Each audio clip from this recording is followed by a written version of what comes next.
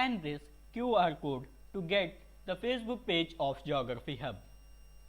Geography Hub presents The Journey to 14 Lokas.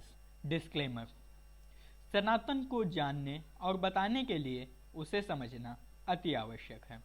This is only for showing the scientific evidences and not having any kind of relation with the materialistic world.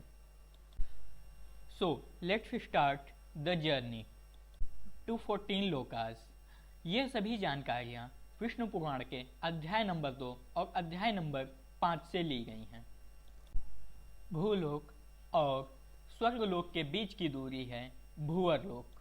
यहाँ पर सभी सितारे, सूर्य, ग्रह और अंतरिक्ष के पिंड हैं और यह 433 प्रकाश वर्ष में फैला हुआ क्षेत्र है.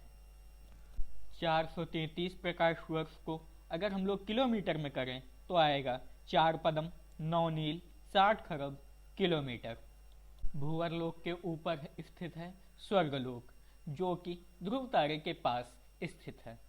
अगर आपको ध्रुव तारा देखना है तो आप सप्तऋषि तारा मंडल के पुलह और कृतु तारों को एक साथ मिलाएं और सीधी रेखा उत्तर दिशा की ओर खींचिए, आपको ध्रुव तारा मिल जाएगा. और यह अपने यहाँ से 433 प्रकाश वर्ष की दूरी पर स्थित है.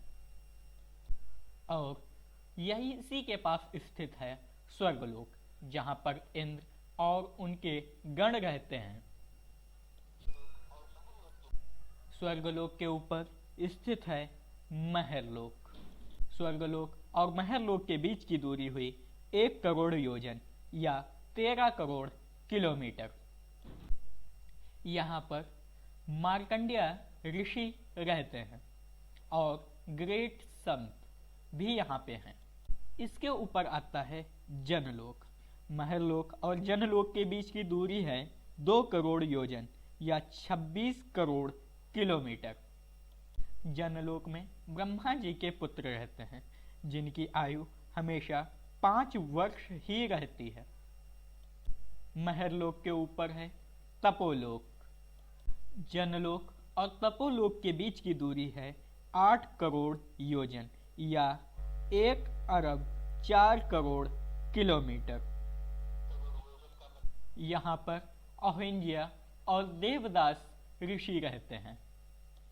तपोलोक के ऊपर स्थित है सत्यलोक और इन दोनों के बीच की दूरी है 12 करोड़ योजन या 1 अरब 56 करोड़ किलोमीटर.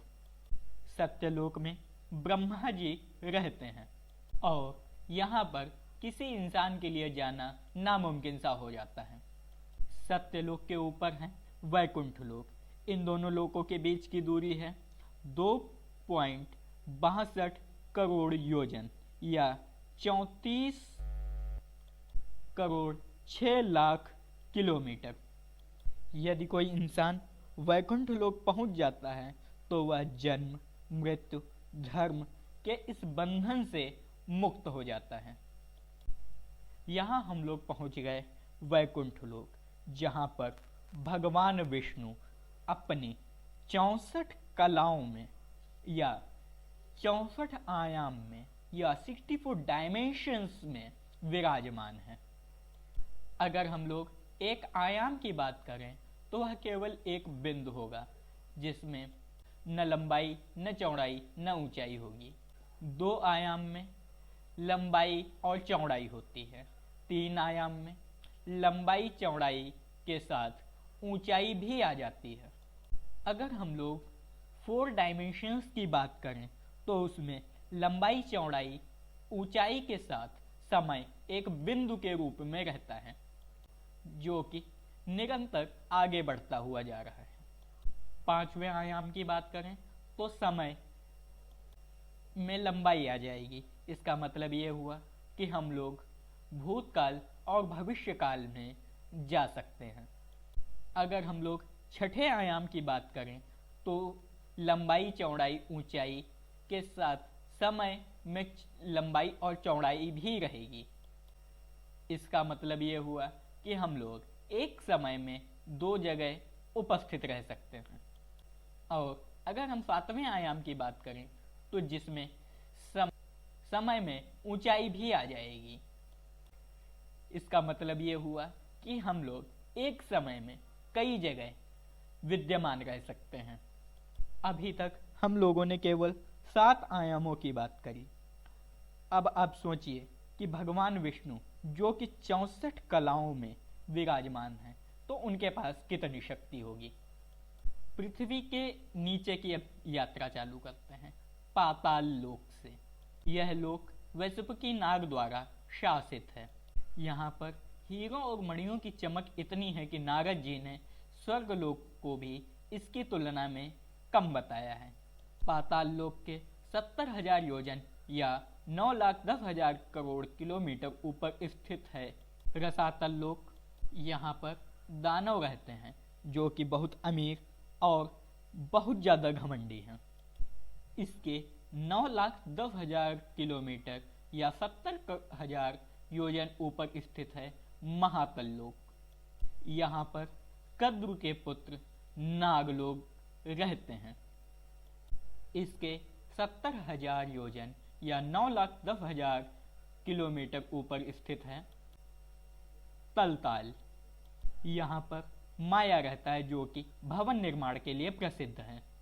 इसके 9,10,000 किलोमीटर या 70,000 योजन ऊपर स्थित है सुतल लोक, जहाँ पर राजा बाली रहते हैं।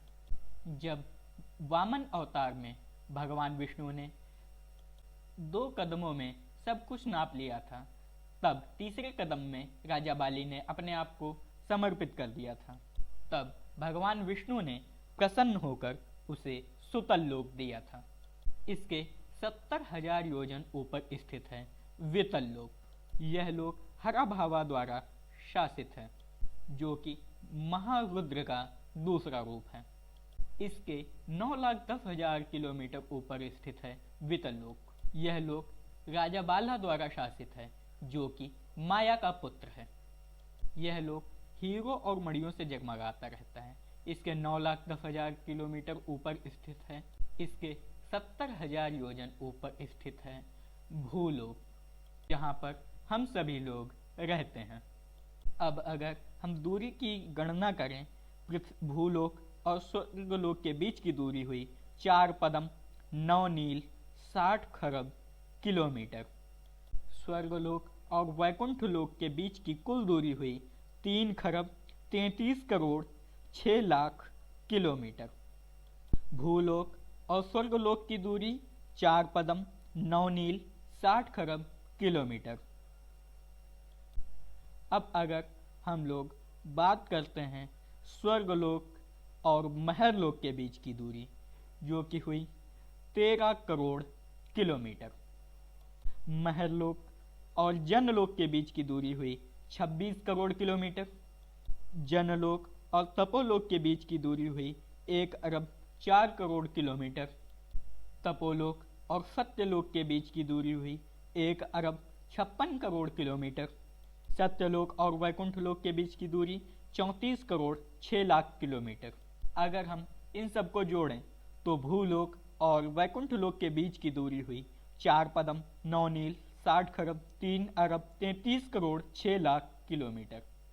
अगर हम लोग वैकुंठ लोक की दूरी आज तक के अपने सबसे तेज वाले विमान से यात्रा चालू करें, जिसकी चाल 2,66,000 किलोमीटर प्रति घंटे की है, तब भी हमें वहां तक पहुंचने में 15 अरब 39 लाख 8,761.6541 घंटे लग जाएंगे। अगर हम इन्हें दिन में करें तो ये आएंगे 64 करोड़ 16 लाख 4,531.735588 दिन।